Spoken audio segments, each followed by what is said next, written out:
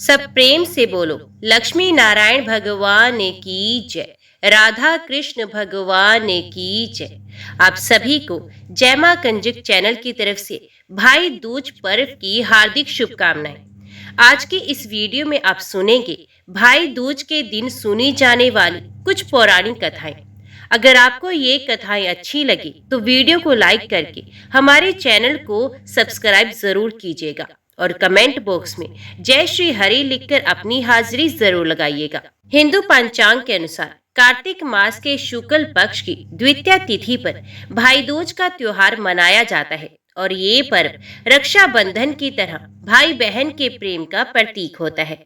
इस दिन भाई अपनी बहन के घर जाता है और बहन भाई का तिलक करती है और भोजन भी करवाती है। धार्मिक मान्यताओं के अनुसार सबसे पहले यमराज जी अपनी बहन यमुना के घर गए थे। तब यमुना जी ने यमराज का तिलक करके आरती उतारी थी। तब से ही ये परंपरा चली आ रही है। इनमें से पहली कथा के अनुसार सूर्य देव की पत्नी संज्ञा थी और वे सूर्य के ताप को सहन नहीं कर पाई और एक दिन अपनी छाया का निर्माण करके अपनी संतानें पहले यमराज और दूसरी यमुना को सौंपकर अंतर्ध्यान हो गई। संज्ञा की प्रतिमूर्ति जो छाया यमराज और यमुना से प्रेम नहीं करती थी, जिसके कारण यमुना सदैव नाराज और दुखी रहती थी। यमुना के दुख और नाराजगी को दूर करने के लिए यमराज एक दिन उनके घर जा पहुंचे। यमराज ने घर पहुंचकर देखा तो उसकी बहन बहुत नाराज थी, किंतु अपने भाई के स्वागत के लिए वे तुरंत खड़ी हुई और प्रसन्न होकर यमराज का स्वागत सत्कार किया। इस स्वागत सत्कार से यमराज बहुत प्रसन्न हुए और उन्होंने अपनी बहन से विदा होने से पहले वरदान मांगने को कहा। तब बहन ने अपनी खुशी और प्रेम के लिए अपने भाई यमराज से कहा, अगर आप मुझे कुछ देना ही चाहते हैं और मुझ पर आप प्रसन्न हैं तो आप हर वर्ष मेरे घर आया करें। इस प्रकार यमराज बहुत प्रसन्न हुए और अपनी बहन यमुना को हर वर्ष कार्तिक मास के शुक्ल पक्ष की द्वितीया तिथि को घर में आकर भोजन करने का वचन देकर वहां से यमलोक चले गए। इस प्रकार मान्यता है कि हिंदू पद्धति के अनुसार हर वर्ष भाई दूज के रूप में इस दिन को मनाया जाता है। भाई दूज की दूसरी पौराणिक कथा के अनुसार द्वापर युग में नरकासुर नाम का एक दैत्य रहा करता था। उसके पाप और अधर्म से तीनों लोग परेशान थे। वे ब्रह्मा जी का बहुत बड़ा भक्त था। इस प्रकार उसने अपनी कठिन साधना से कई देवों की तपस्या और सिद्धि से अपार शक्तियां भी प्राप्त कर ली थी और इन शक्तियों के बल पर वे अहंकार में हर रोज अधर्म कर रहा था। उसका अत्याचार दिन प्रतिदिन बढ़ता ही जा रहा था। तब उसने एक दिन इंद्रदेव को परास्त कर स्वर्गलोक पर भी अपना अधिकार जमा लिया। परेशान होकर इंद्रदेव पहुंचे ब्रह्मा जी के पास और अपनी सारी व्यथा उन्हें सुना दी। तब ब्रह्मा जी ने सुझाव पर इंद्र पृथ्वी लोक पर गए भगवान कृष्ण से सहायता मांगने के लिए। भगवान कृष्ण ने इंद्र को आश्वासन दिया और स्वर्ग लोक प्रस्थान करने का सुझाव दिया और फिर स्वयं अपनी पत्नी सत्यभामा के साथ नरकासुर के नगर युद्ध के लिए जा पहुंचे। अब युद्ध के मैदान में भगवान श्री कृष्ण और नरकासुर के बीच में भयंकर युद्ध प्रारंभ हो गया। भयंकर युद्ध के बाद श्री कृष्ण ने अपने सुदर्शन चक्र की सहायता से नरकासुर का वध कर दिया और इस प्रकार तीनों लोगों को भयमुक्त कर दिया। जब भगवान कृष्ण नरकासुर का वध करके लौटे तो उनकी बहन सुभद्रा ने पूरे विधि विधान के साथ पुष्प वर्षा आदि से अपने भाई श्री कृष्ण और भाभी सत्यभामा का स्वागत किया था। तब सुभद्रा ने ईश्वर को अपने भाई की रक्षा करने के लिए और उनकी आयु लंबी करने के लिए धन्यवाद किया। मान्यता है कि इसी दिन से भाई दूज की परंपरा प्रारंभ हो गई। भाई दूज की तीसरी पौराणिक कथा के अनुसार एक समय की बात है। एक गांव में एक बुढ़िया अपने एक बेटी और बेटी के साथ रहा करती थी। बुढ़िया ने अपनी बेटी का ब्याह कर दिया था। अब उसकी बेटी स्वभाव से जो कि बहुत गर्म थी, ताने भी देती और गाली देने उसके स्वभाव में शामिल हो गया। थोड़े समय बाद बुढ़िया का बेटा जब अपनी बहन से मिलने जाने के लिए अपनी माँ से पूछने लगा, तब उसकी माँ ने कहा, उसके यहाँ क्यों जा रहा है? ये तो ठीक से बात भी नहीं करती और गाली गलौज भी करती है।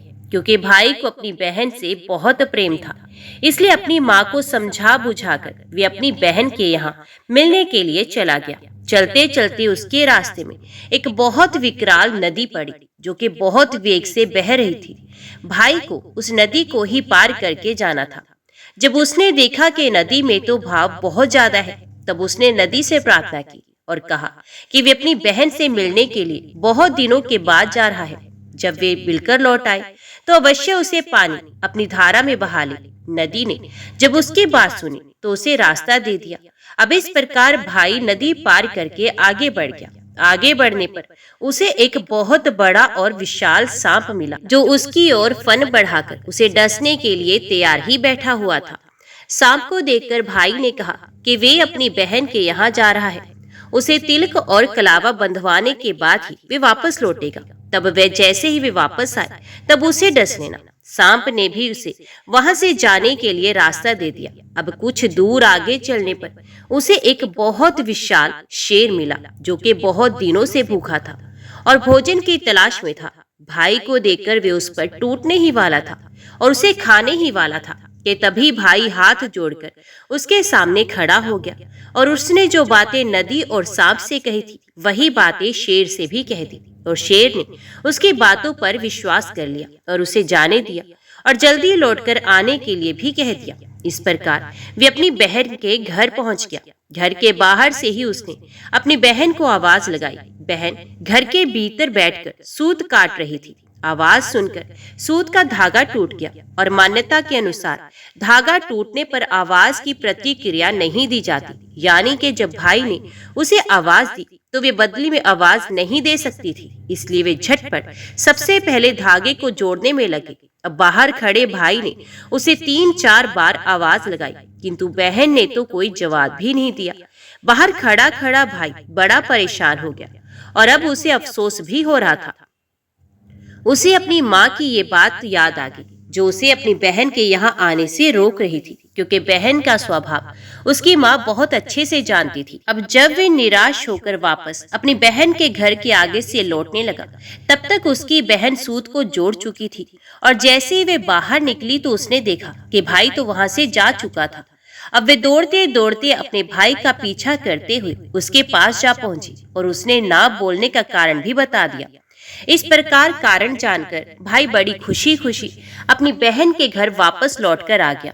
बहन ने अपनी पड़ोसन से पूछा कि कोई मेहमान अगर घर पर आए और जिसे हम बहुत प्रेम भी करते हो उसके लिए कैसा भोजन बनाना चाहिए। पड़ोसन ने मजाक ही मजाक में उससे कह दिया कि तेल का चोका लगाना चाहिए और घी का चावल पकाना चाहिए। भाई के प्रेम में बहन तो बिल्कुल भी नहीं समझ पाई कि पड़ोसन ने उसे ये सब मजाक में कहा था। उसने वैसा ही कर दिया और क्योंकि उसे ये सब करने में बहुत समय लग गया मगर चावल नहीं पक पाया। उधर उसके भाई को बहुत जोर से भूख लगी थी, लेकिन बहुत देर तक जब उसे भोजन नहीं मिल पाया तो वे परेशान हो गया, क्योंकि एक तो वे बहुत लंबा रास्ता पैदल चलकर आया था। अब जब उसे रुका नहीं गया तब उसने अपनी बहन से पूछा कि बहन अभी भोजन बनने में कितनी देर है। तब बहन ने अपने भाई को सारी बात बता दी। बात सुनकर भाई बड़ी जोर से हंसने लगा और उसने पड़ोसन के मजाक को अपनी बहन से बता दिया। अब बहन दोबारा जाकर झटपट खाना बनाने लगती है और अपने भाई को फिर उसने बड़े प्रेम से भोजन कराया। अपने भाई के स्वागत में उसने तिलक लगाया, हाथ में कलावा बांधा और फिर घी की बत्ती से उसकी आरती भी उतारी। इस प्रकार भाई अपनी बहन के घर कुछ दिन रुका और फिर थोड़े दिन के बाद वे वापस जाने के लिए कहने लगा। बहन ने उससे कुछ दिन और रुकने के लिए कहा, लेकिन भाई ने उसे ये कहकर मना कर दिया कि गांव में बूढ़ी माँ उसका इंतजार कर रही होगी। ऐसे में ज्यादा दिन तक रुकना ठीक नहीं होगा। किसी प्रकार उसने अपनी बहन को मनाया और इस प्रकार बहन से विदा ले ली, क्योंकि रास्ता बहुत लंबा था तो रास्ते में खाने के लिए कुछ ना कुछ तो चाहिए ही था। तब बहन ने अपने भाई को रास्ते में खाने के लिए गेहूं पीसकर बड़े स्वादिष्ट लड्डू बना कर दिए। इस प्रकार भाई अपनी बहन से विदा लेकर अपनी माँ के पास निकल गया। कुछ देर बाद जब वो लड्डू को देखती है तो उसका रंग बदला हुआ दिखता है जिस चक्की में उसने गेहूं पीसा था वहां जाकर देखती है तो उसने देखा कि एक सांप उस चक्की में पिस गया था। ये सब देखकर बहन तो बहुत परेशान हो गई और उसे अपने भाई की चिंता होने लगी। उसे लगा कहीं उसका भाई वे लड्डू न खा ले जो कि उस जहरीले आटे से बन गए थे। इस प्रकार वे अपने भाई को ढूंढते हुए उसका पीछा करने लगती है और काफी दूर तक उसे ढूंढते ढूंढते बाहर निकल कर आ गई। अब जैसे ही उसका भाई नजर आया सबसे पहले उसने लड्डू के बारे में पूछा कि कहीं तुमने लड्डू तो नहीं खा लिए। तब भाई ने कहा, नहीं, मैंने अभी लड्डू नहीं खाए हैं। तब बहन ने अपने भगवान का लाख लाख धन्यवाद किया और फिर उसने अपने भाई के हाथों से लड्डू की पोटली लेकर एक गड्ढा खोदकर सारे लड्डू उसमें दबा दिए।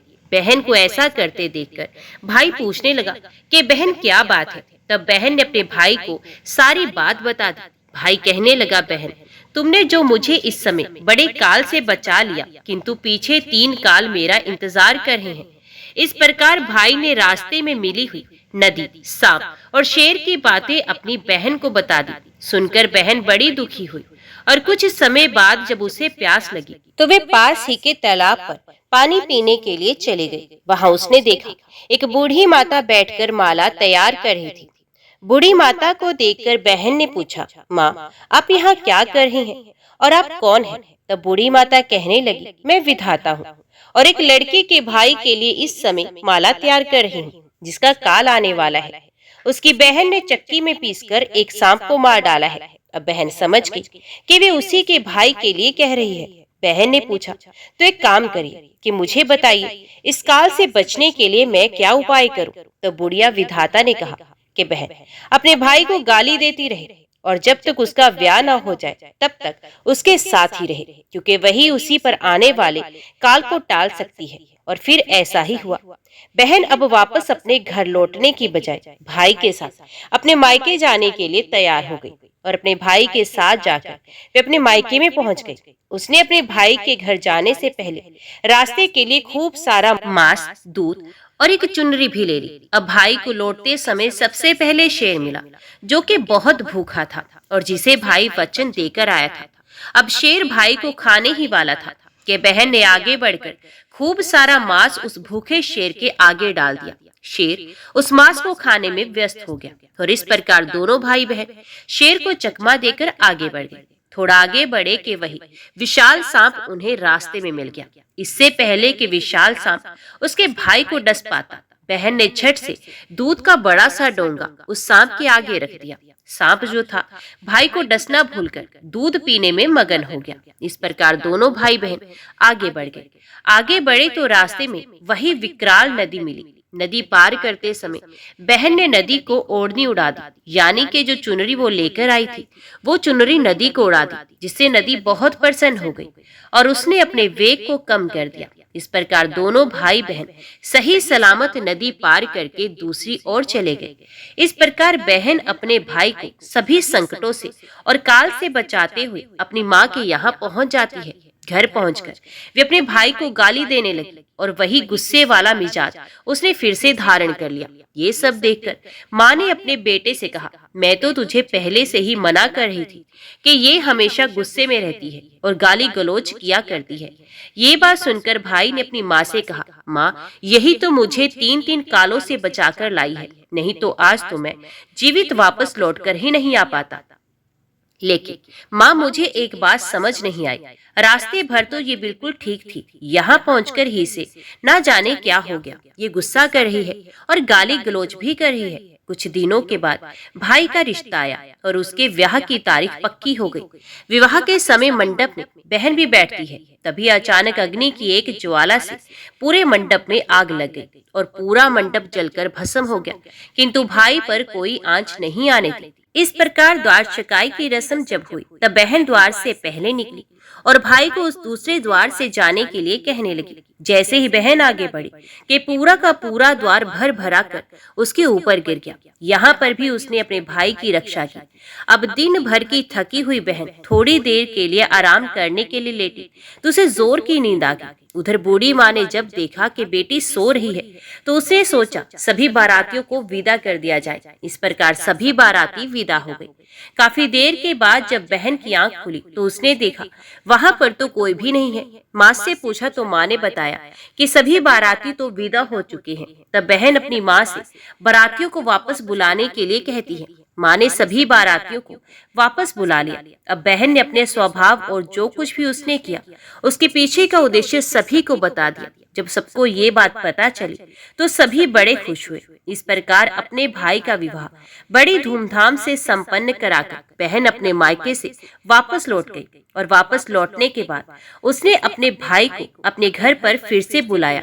अपने भाई को तिलक किया, कलावा बांधा और साथ ही सूखा गोला भेंट में दिया। मान्यता है कि उस दिन से भाई को हर प्रकार के संकट से बचाने के लिए भाई दूज की ये परंपरा आरंभ हुई थी। स्कंद पुराण के अनुसार ब्रह्मा जी ने नारद जी से मृत्यु नाशक यम द्वितीया व्रत का वर्णन करते हुए कहा, द्वितीय तिथि को ब्रह्म मुहूर्त में उठकर मन ही मन अपने हित की बातों का चिंतन करें। तदंतर शौच आदि से निर्वित हो दंत धावन पूर्वक प्रातः काल स्नान करें। फिर श्वेत वस्त्र, श्वेत पुष्पों की माला और श्वेत चंदन धारण करें। नित्य क्रम पूरा करके प्रसन्नता पूर्वक औदुंबर गूलर के वृक्षों के नीचे जाए। वहां उत्तम मंडल बनाकर उसमें अष्टदल कमल बनावे। तत्पश्चात उस औदुंबर मंडल में ब्रह्मा विष्णु शिव तथा वीणा पुस्तक धारिणी वरदायिनी सरस्वती देवी का स्वसित चित से आवाहन एवं पूजन करें। चंदन, अगुरु, कस्तूरी, कुमकुम, पुष्प, धूप, नैवेद्य एवं नारियल आदि के द्वारा पूजन करके अपमृत्यु निवारण के लिए वेद वेत्ता ब्राह्मण को अलंकार सहित दूध देने वाली सवत्सा गाय दान करे।